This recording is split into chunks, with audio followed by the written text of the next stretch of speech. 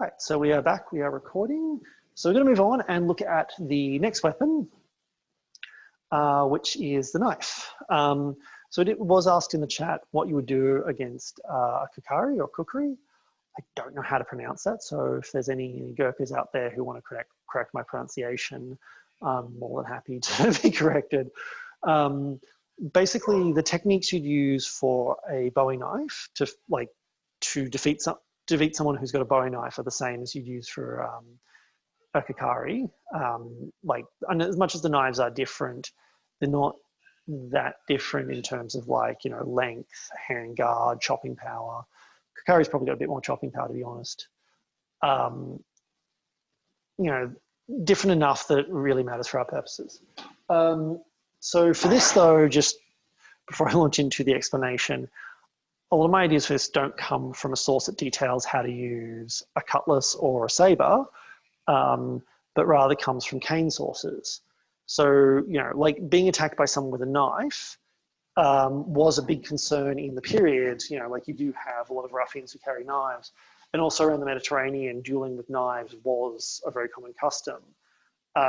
And some of that actually even found its way up into Northern Europe with France, where they talk about the Apache gangs, who used to have who are very fond of knives and have a lot of knife tricks. And I don't know how much the comparison between knives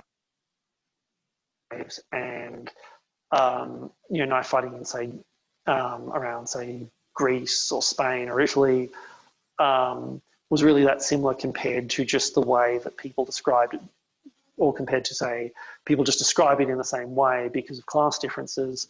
But concern about knife attacks were a thing.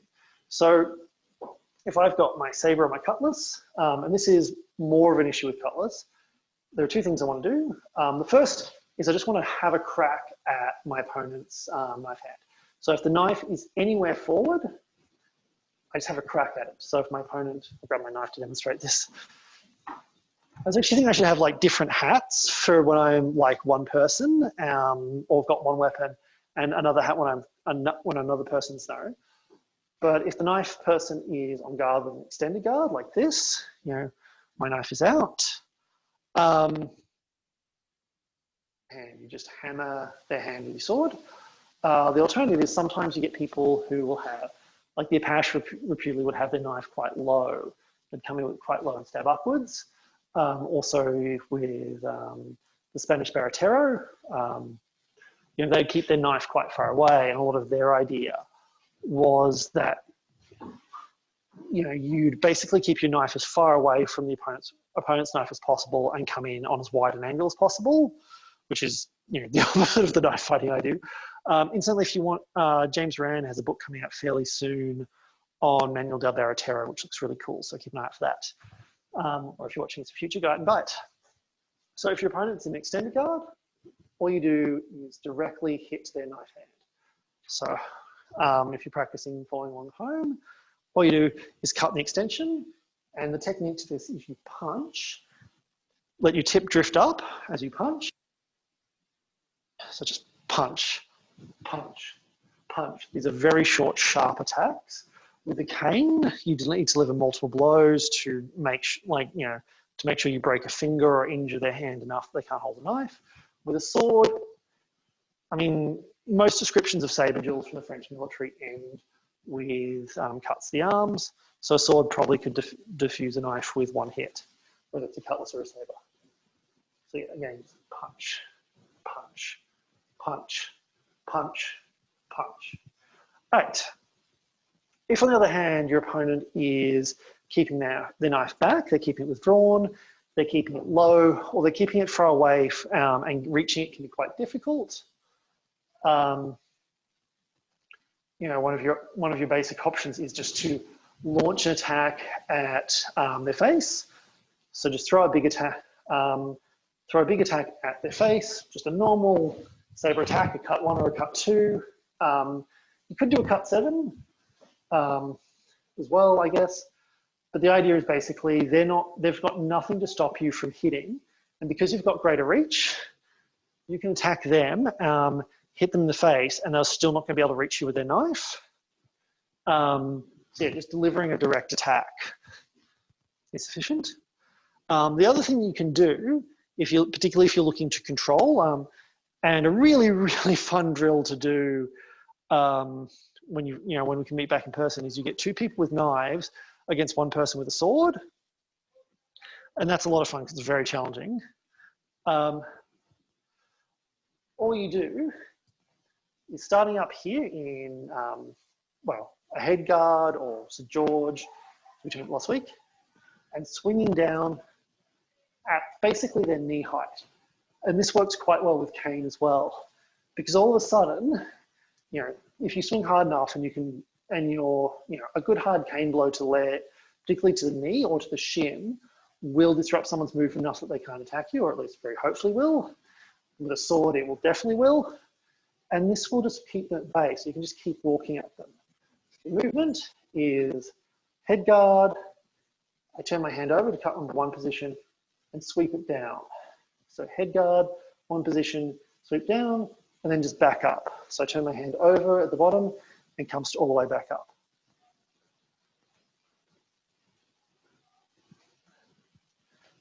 Yeah. And that is a very, very simple self-defense technique with knife. All right, so before we move on, I'm just going to check if there are any questions. I think I saw some comments before. So,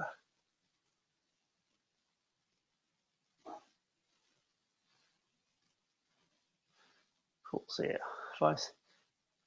Yeah, it is kind of odd advice because I find dealing with the knife attack can be very, very intuitive. In terms of repeatedly cutting the leg, one advantage of that is that sometimes you get a knife fighter who is very, very quick and can actually get in on you much faster than you expect. But repeatedly attacking the leg does keep them at bay because it's very, very difficult for them to come in fast enough, to time it well enough and come in fast enough they can hit you without being hit in the leg themselves.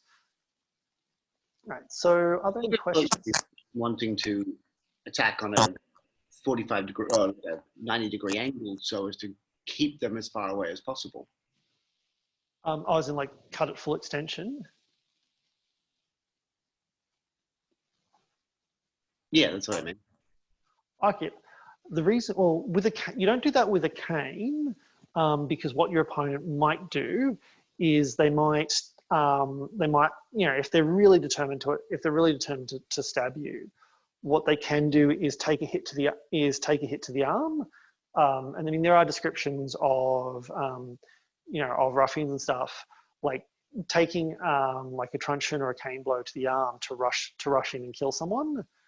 And it's sort of, the fact that they got their arm broken or injured in killing someone that they wanted to kill can be kind of a badge of pride. Whereas going for the leg, if you take out their leg, the chances the attack will actually land are much, much lower. With a saber or a cutlass, I mean, obviously you're going to be able to do a lot more damage to the arm with a sword than you would with a cane.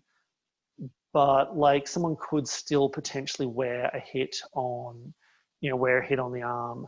The other area it becomes useful, particularly in late 19th century context, is in the late 19th century use of something in the offhand became more common. So things like, having your hat in your offhand to use as like an improv shield. And what people would also do in the period is they'd actually put felt down the top of their hats to make it an improv helmet. Or like wrapping a big great coat around it. So you're basically doing like cloak and dagger, I guess, the big thick wool great coats. So, if someone's got an offhand implement that they're using for protection, going for just hacking straight at them directly is not necessarily going to work because they can parry it and come in. Whereas going for the leg, their only option is to parry low. I might demonstrate this. So if someone's got a parrying device that they're using and I'm cutting low, if they try to parry it, if they try and come low enough, so they are going from here and reaching down, I've then got a big window to come in and attack directly. And because I've got a reach advantage for my weapon, I can just hit them straight. Like I can hit them, or I don't have to worry about their knife as much. I can attack on a very open line. And then just use distance to get out. So yeah, it's sort of, I mean, what you want to do depends on situation. Like if you can if you can attack their face with a direct attack, you could do it.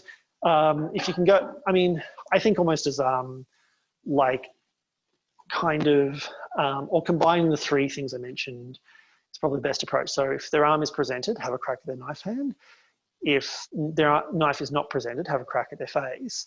But all the while, you can actually just keep cutting at their leg. And it's kind of, it can also work the same way as cutting X's against a small sword, where you're basically running them down. That makes sense? Yeah, that makes a lot of sense. I hadn't thought about either Yeah. sacrificing the hand or wrapping a coat around it or something.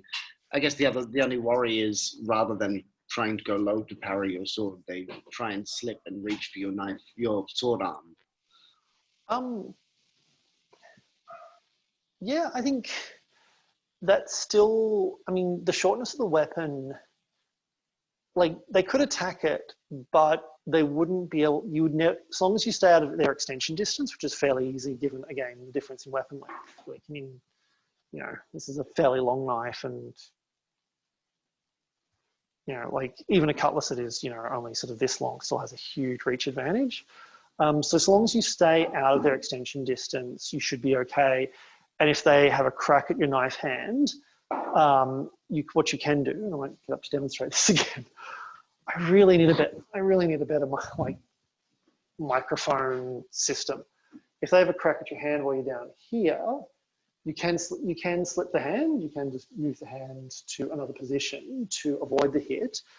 And then probably slip in. You probably want to slip just if they're so they don't barrel in on you, but just slip and have a crack at their head yourself, or even have a crack at their knife hand. Like when you don't have the capacity to parry, having like a reach advantage is really, really massive. Like the reach advantage that a saber has over a cutlass is not that much because the cutlass can parry. The reach advantage that like a cutlass or, you know, let alone a saber has over a knife is massive, because the knife can't parry. So the only thing you have to defend yourself with is distance. And the only way there's not really very many ways to defend yourself with distance that don't involve moving further away from your opponent, who also has a reach advantage on you. Yeah, so does that make sense? Yeah, that makes sense. All right, cool. So are there any other questions before we move on? I'll take that as a no, so I'm just going to pause recording.